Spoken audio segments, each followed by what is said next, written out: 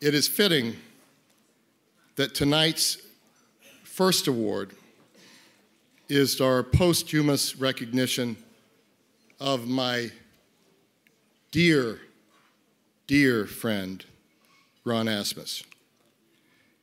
It will be introduced in a video by former Secretary of State Madeleine Albright. She badly wanted to be here tonight. There was a commitment that was impossible for her to change, but there is no one who A, understands Ron's commitments more, and B, loves him more. It will then be personally presented by the Czech Minister of Defense and a democracy hero himself, Alexander Vondra, who flew tonight from meetings that he couldn't change on either end of this event because he wanted to be here to honor Ron. And I couldn't be more delighted that my dear friend, Barbara, is here to accept on Ron's behalf. Ron was a friend of mine for 30 years. He was an inspiration to me so often. He was a pain in the butt for me very often as well, as he told me all the times I was wrong and right on issues. He was an architect of NATO enlargement, a man who truly did change the world during his lifetime, and a friend of so many in this audience. When he first laid out his thoughts on NATO enlargement in the post-Cold War world with Steve Larrabee and Dick Kugler at RAND, in the Wall Street Journal, I compared, and I hesitated to do this because I knew it would only further encourage his own self-confidence in the fact that he was going to change the world, which I think is a prerequisite to changing it. But I compared this article's intellectual brilliance to the famous George Kennan article in Foreign Affairs that introduced containment. I only noted that I thought it was very unlikely their ideas would ever be realized. And we have to think back. When this was going on, most people in the United States in positions of power were actually against NATO enlargement. But it succeeded in no small part because Ron's intellectual brilliance was matched by an implementer's tireless passion. He didn't know how to be denied success.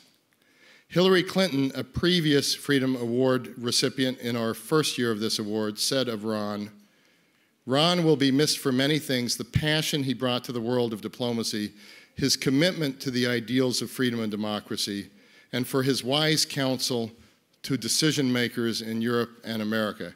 He was a statesman of the highest caliber, and his loss is felt the world over," end quote, Hillary Clinton.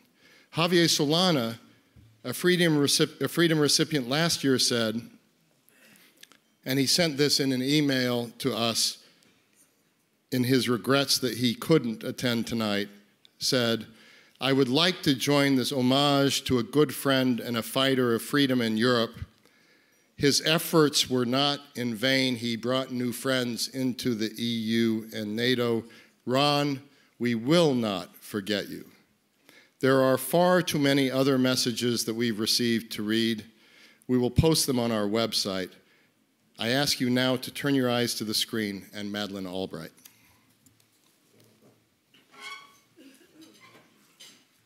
I'm very pleased that the Atlantic Council will recognize our friend and colleague, Ron Asmus, with a posthumous Freedom Award for his extraordinary role in securing a Europe whole, free, and at peace.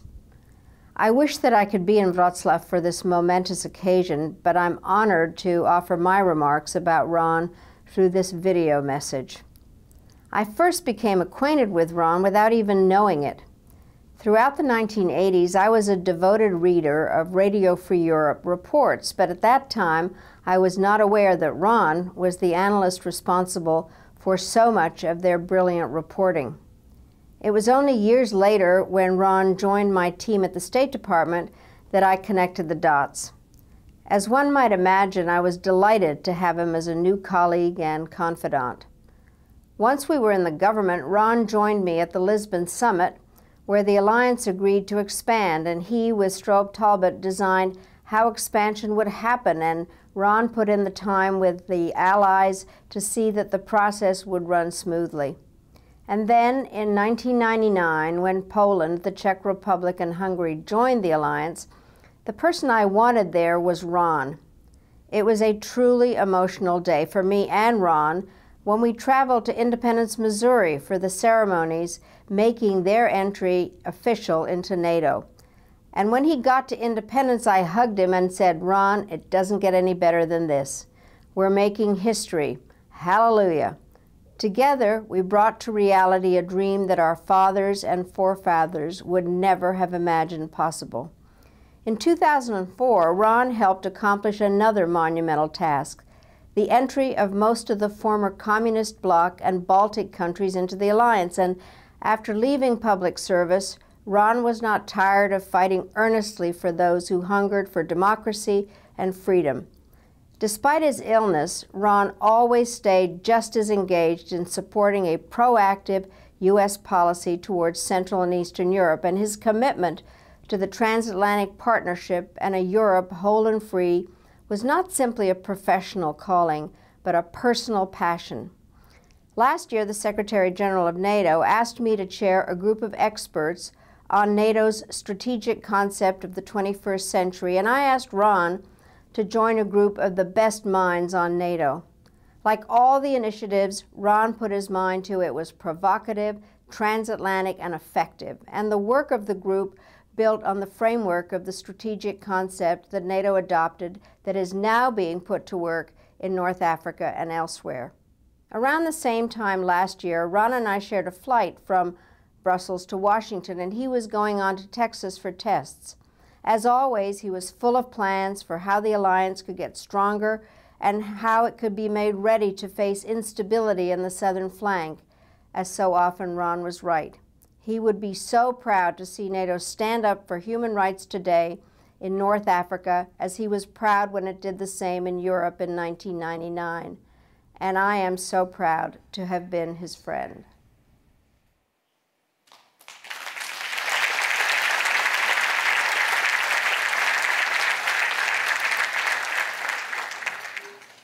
Bless you, Madeleine Albright. You may have noticed her pin. It was an Article 5 pin for insiders. I'm sure she wore it for us just to see how many noticed. Ladies and gentlemen, we are honored to have with us tonight a very special guest and a great friend of Ron Asmus to present this award, Czech Minister of Defense Alexander Vondra. Despite his extremely busy schedule, Sasha wanted to come in person to pay tribute to Ron, to also bring along a Czech recognition for Ron. I am proud to call Sasha my friend, and I'm also so delighted to introduce him tonight and to welcome him to the stage.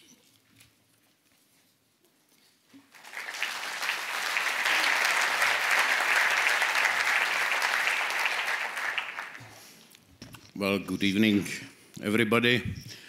First of all, I want to thank Fred, as well as Mayor Dudkiewicz, for selecting Wroclaw for hosting the Freedom Award ceremony of the Atlantic Council. I think Wroclaw is the right place to do so.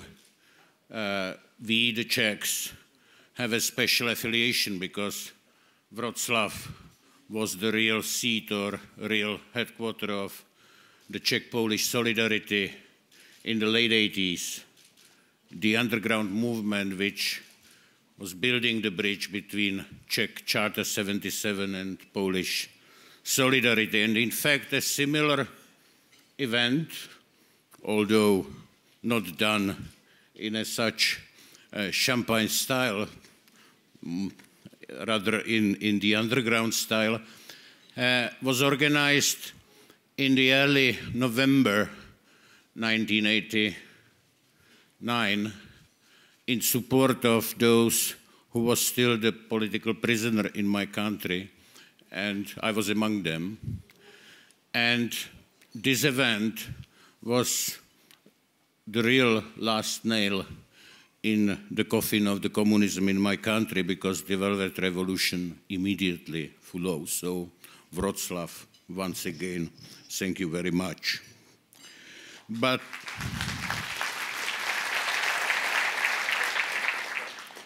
today we are here to pay a tribute to the friend of many of us, to Ron Asmus, for his contribution to the transatlantic relations and to the NATO transformation.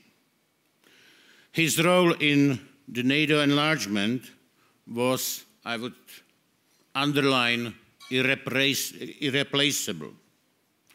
And his knowledge of Europe, and Central Europe in particular, was extraordinary and unique.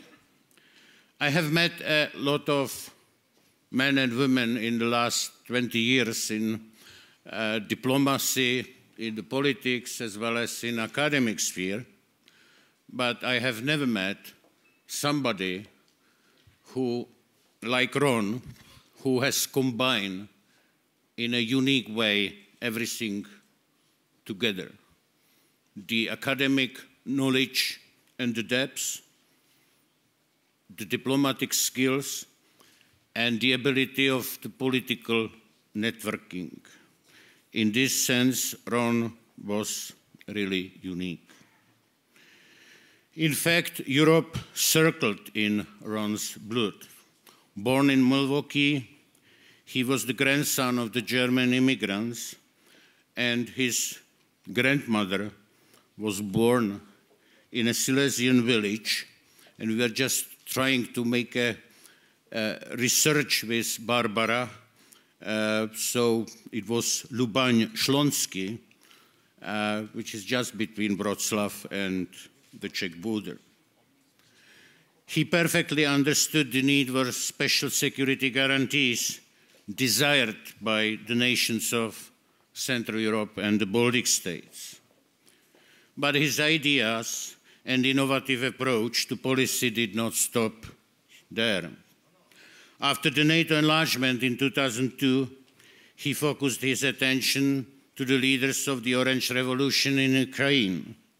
And when Russia attacked Tbilisi in 2008, he did not hesitate to criticize the West for not doing enough for Georgia. I could go on and on like this forever, but the bottom line is clear. Ron was the four-star general of the transatlantic bond and the NATO enlargement, and Ron, we all thank you very, very much.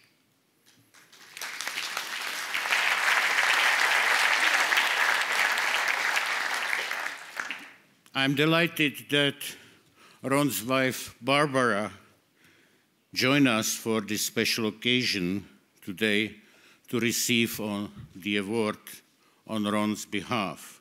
So Barbara, please join me in welcoming, and please.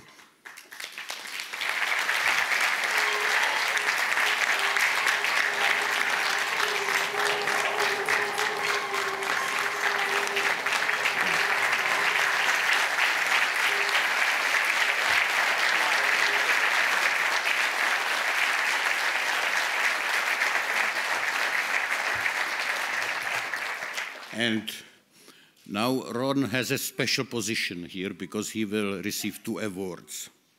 And I hope Fred will forgive me for taking a minute to conclude some sadly unfinished business.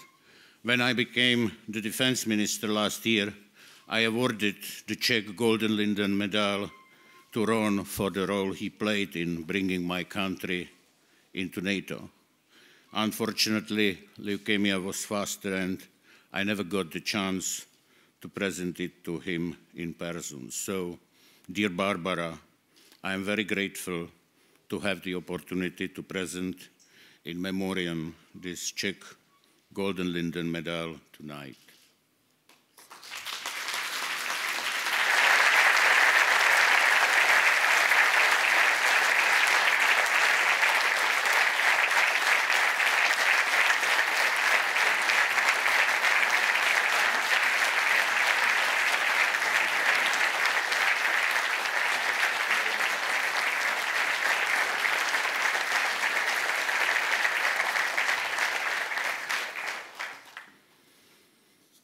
And now I think, Fred, you should join us too, and I'm very honored to present the Atlantic Council Freedom Award to Ron. His contribution has brought freedom to many, and because of his legacy, it will come to many others in the future. Barbara, it means so much to us that you could be here with us tonight. Thank you very, very much.